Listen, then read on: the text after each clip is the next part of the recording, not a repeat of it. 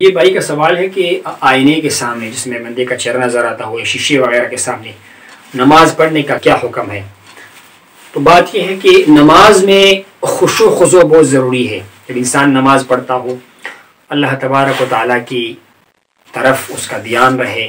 حدیث مبارکہ میں ہے کہ احسان یہ ہے کہ اللہ کی ایسی عبادت کرو وہ یا تو اللہ تعالیٰ کو دیکھ رہے ہو اور نہیں تو اللہ تعالیٰ کو جو دیکھ رہا ہے نا، یہ خیال تو ہونا چاہیے۔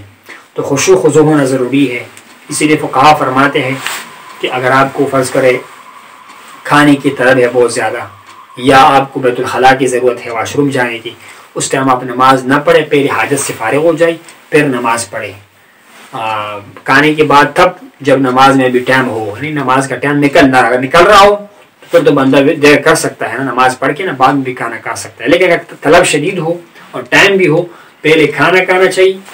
اذا حضر العشاء والعشاء فقدموا العشاء على العشاء، اگر کھانا بھی آ جائے اور عشاء کا اور عشاء کی نماز کا ٹائم بھی ہو، پہلے کھانا کھاؤ پھر عشاء کی نماز۔ یہ نہ ہو کہ آپ نماز میں کھڑے ہو اور آپ کا دھیان فکر سوچ سب کھانے میں لگا ہوا ہو۔ حالانکہ نماز میں خشوع ضروری ہے، خضوع ضروری ہے۔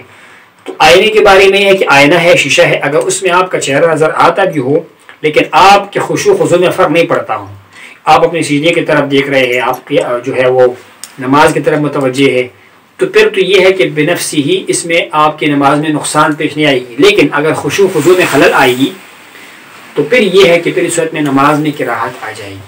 اور کچھ فقہا بھی فرماتے ہیں کہ چونکہ اس میں تھوڑے سے مشابہت ہے اپنے آپ کی عبادت کرنے کا، معاذ اللہ بت سامنے ہوا کرتا تھا نا، تو جب چہرہ آپ کو سامنے نظر آ رہا ہو تو ممکن ہے کہ آپ کے دل میں کہ عبادت کا خیال آ جائے، تو کراہت تنزیہی سے خیال نہیں ہے، مکروہ تنزیہی سے خیال نہیں ہے، یعنی بہتر یہ ہے، اولا یہ ہے کہ آپ کے سامنے شیشہ نہیں ہونا چاہیے۔ اگر کوئی شیشہ وغیرہ ہے اس کا ہٹانا مشکل ہے، اس کے اوپر کوئی کپڑا وغیرہ ڈال لو، کوئی رکاوٹ ڈالو، اس کے بعد آپ اس کے سامنے نماز پڑھو۔